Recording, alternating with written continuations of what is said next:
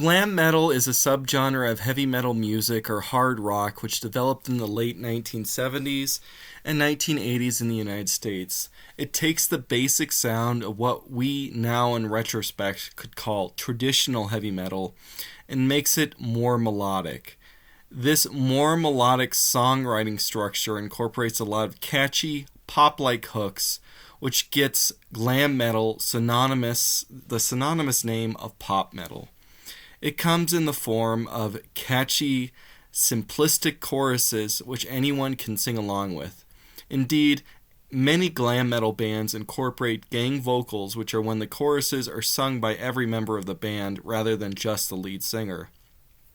This draws in the audience and makes the music really fun. This sense of fun is what separates glam metal from most of the rest of heavy metal, in the sense that glam metal is far less solemn or serious. Glam metal lyrics and the vibe that it has is defined not by fantasy, horror, or the occult, but rather a rock and roll lifestyle. Glam metal bands were not trying to outcompete each other by being as heavy as they possibly could. Instead, these bands tend to focus on making catchy, upbeat songs.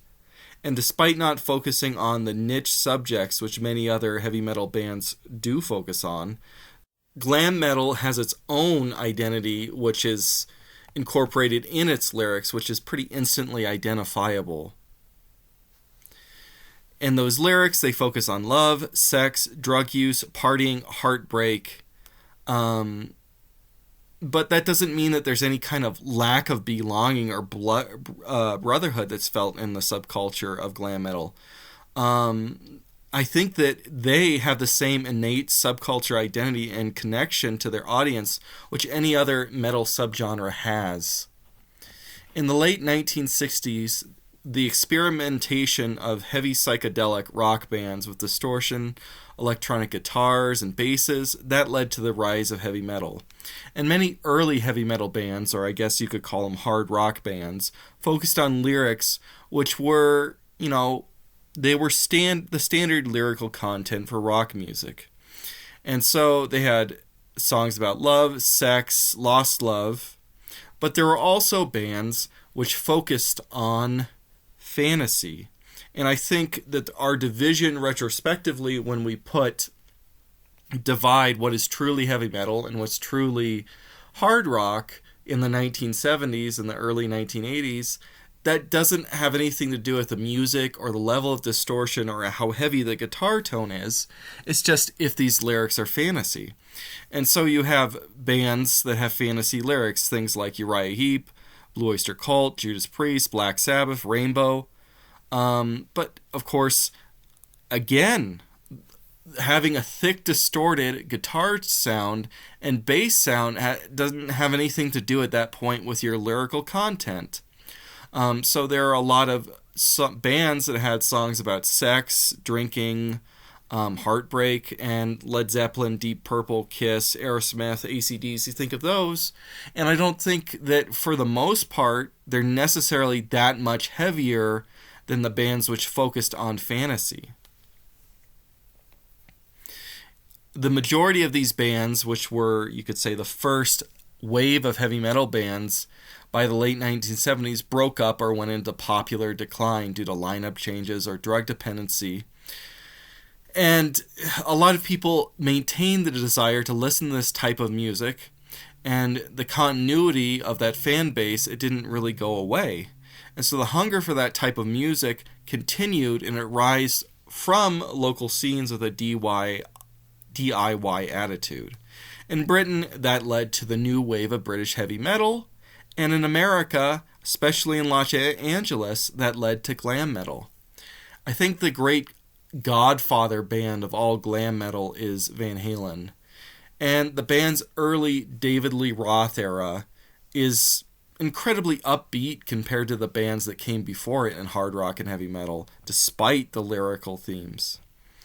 And I think it's more upbeat than most of the bands in the new wave of British heavy metal. They had short, catchy songs which had a broad appeal. And the band, of course, showed off Eddie Van Halen's tremendous talent with neoclassical guitar. Van Halen, coming from Los Angeles, would be the blueprint for all the bands after that from the LA metal scene, which developed into the wider glam metal scene. After Van Halen's blueprint, though, would come the genre's codifier, if you will, Motley Crue. They came from LA. They had catchy songs. And this band, though, was much rougher and skankier. And I think here's another quality, which isn't to every single band you could call glam metal, but really is this qualifying, codifying thing that's really important in it being a subculture, and that's sleaziness. And so there's another synonymous name for the genre beyond glam metal or hair metal or pop metal, and that is sleaze metal. And Motley Crue's tabloid lifestyles, which involve sexual debauchery, hardcore drug use, and alcohol use, became synonymous with the genre forever.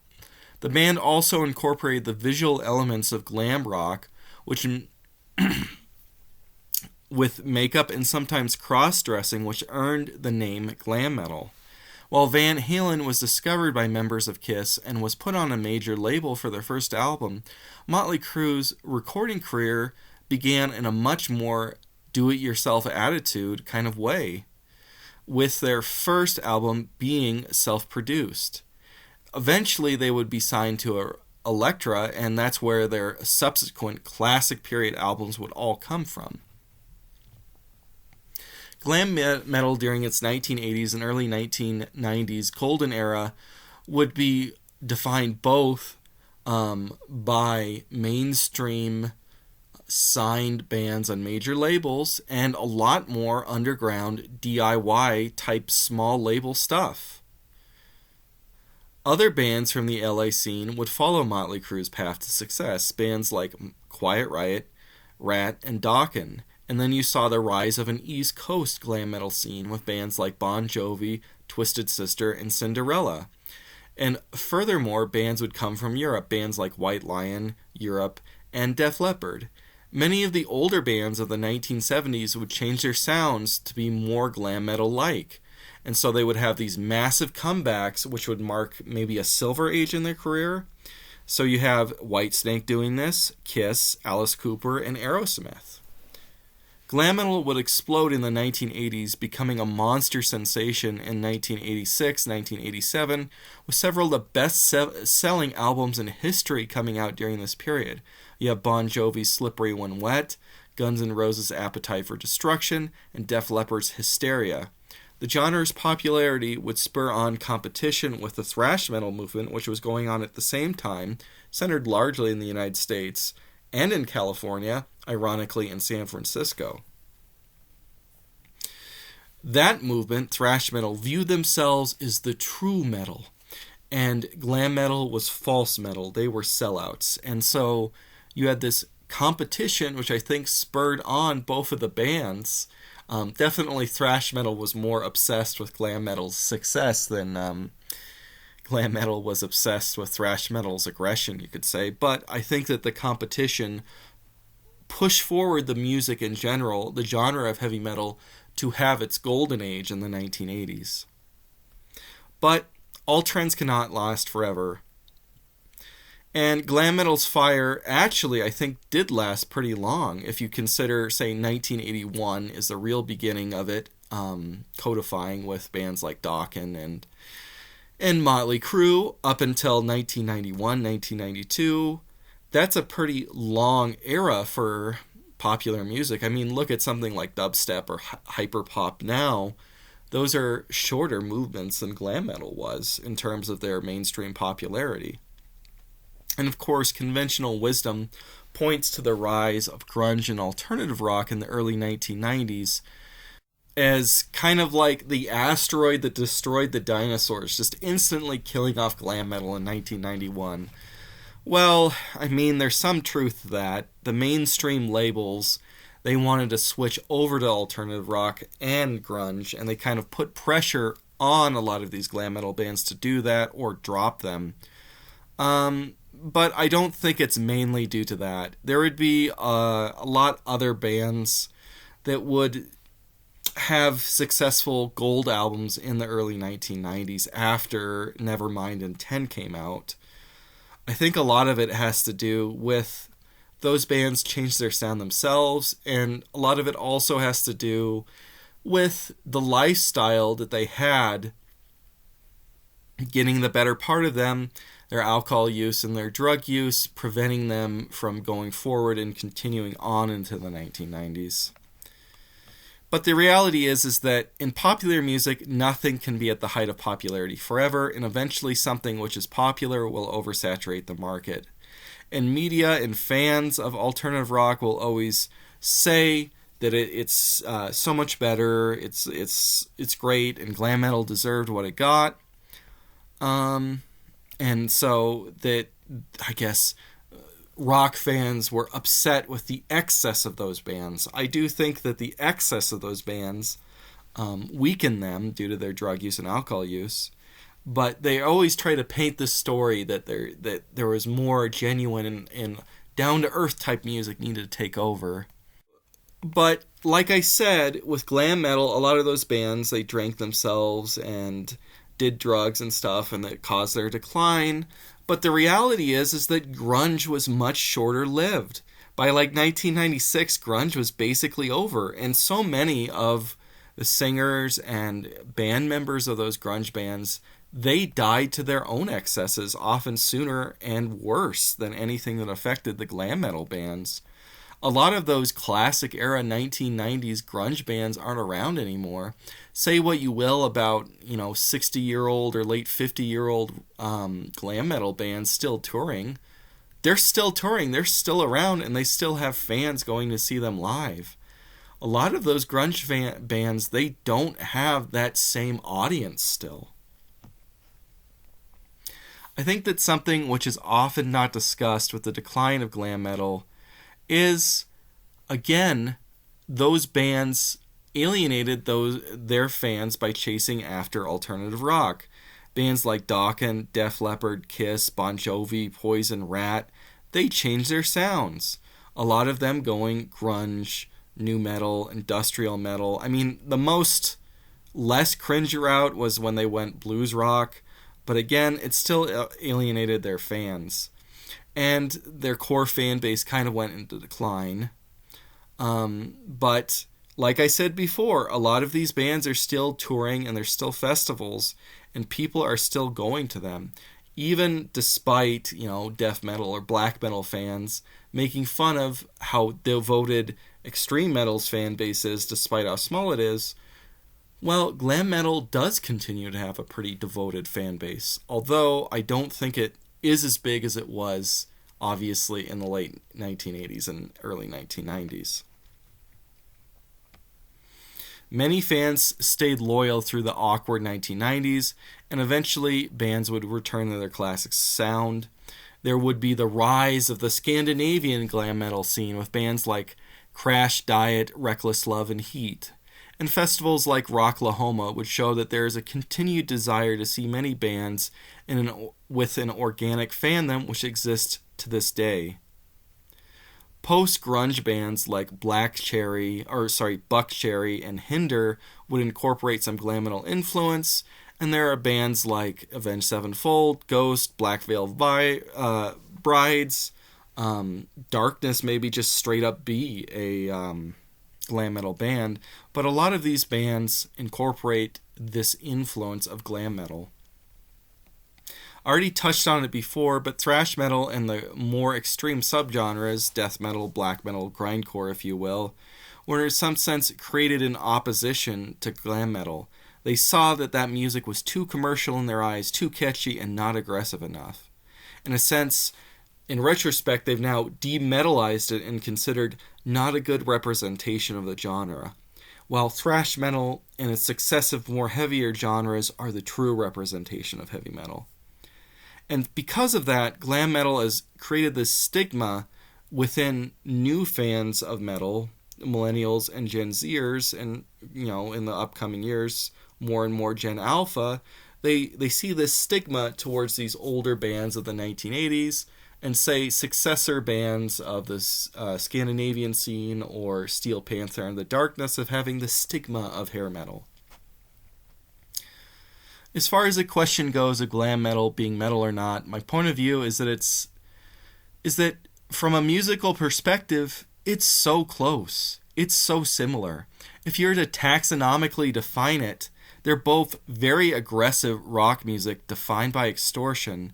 The guitar is the lead instrument, and the singing is pretty strained and aggressive compared to alternative rock or any other mainstream type of radio rock, although glam metal does make it onto the radio.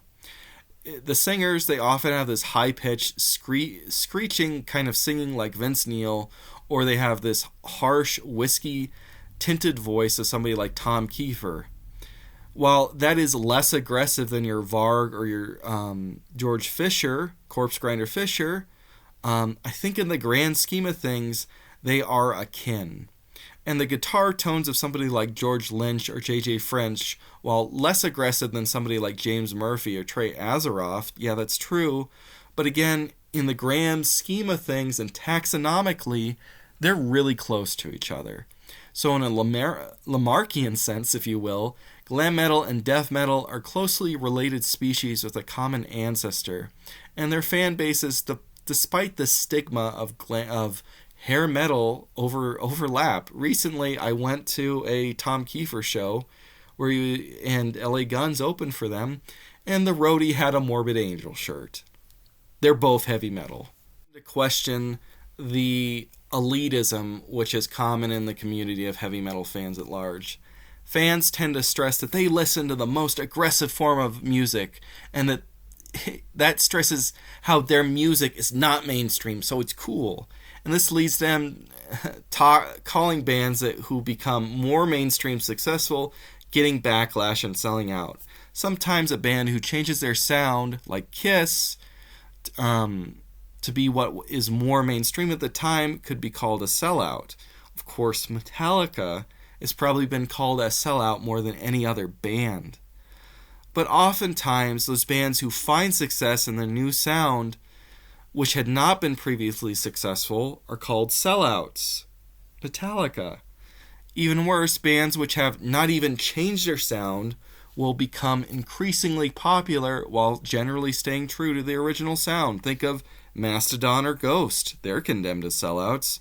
While older bands such as Black Sabbath or Judas Priest will still get love, but a newer band which is just as heavy as those classic bands, say a newer band like Ghost or Avenged Sevenfold or Sleep Token, will just get trashed by these fans despite them not being measurably less heavy than your Iron Maiden and your Judas Priest and even your classic thrash metal from the 80s. So you ultimately have a paradox. If somebody tries to do a classic heavy metal sound and they're successful in the mainstream, then they're called poser bands, sellout bands, and bands for normies that no respectable heavy metal fan would listen to, when in reality, they're just as close, and in fact, in some sense, they would be more loyal to heavy metal than the more extreme music that you champion.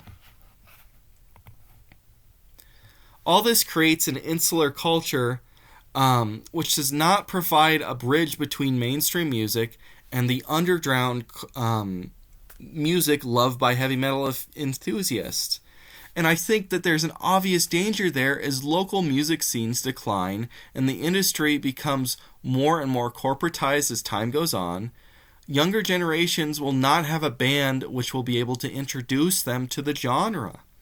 I think that with how corporatized that the mainstream labels are, with the rise of Spotify, and how difficult it really is to stand out in the age of the internet and the age of Bandcamp, we really need these kind of gateway bands to become successful.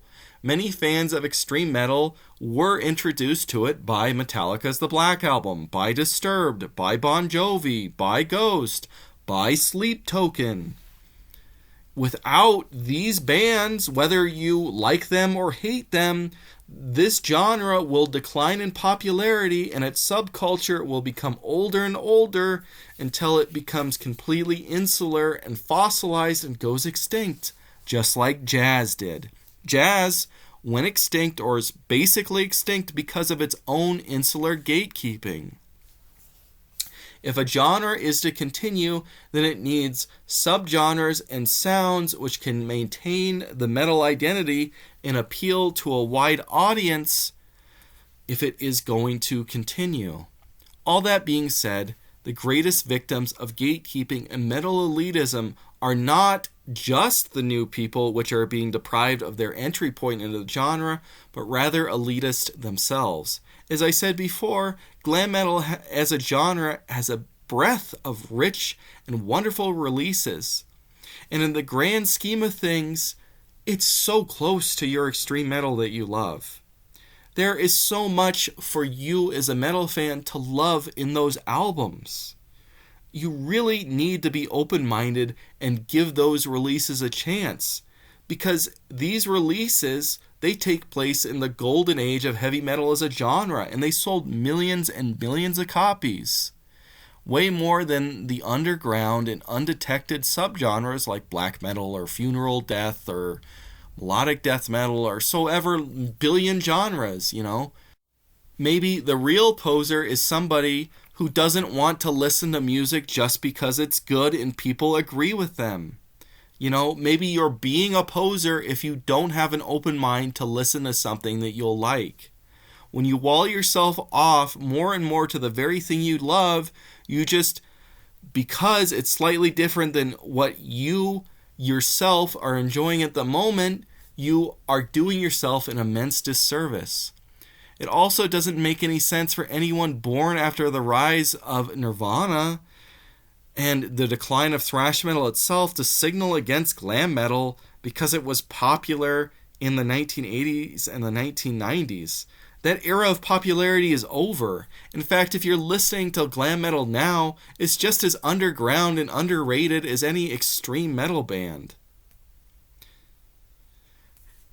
And you know what? If it's underground, then doesn't that mean it's cool now? You're not a normie if you go out and blast Shotgun Messiah. You're not a normie if you go out and blast Bon Jovi at this point. Overall, it's great music, and you as a fan, a metal fan, should give it a try.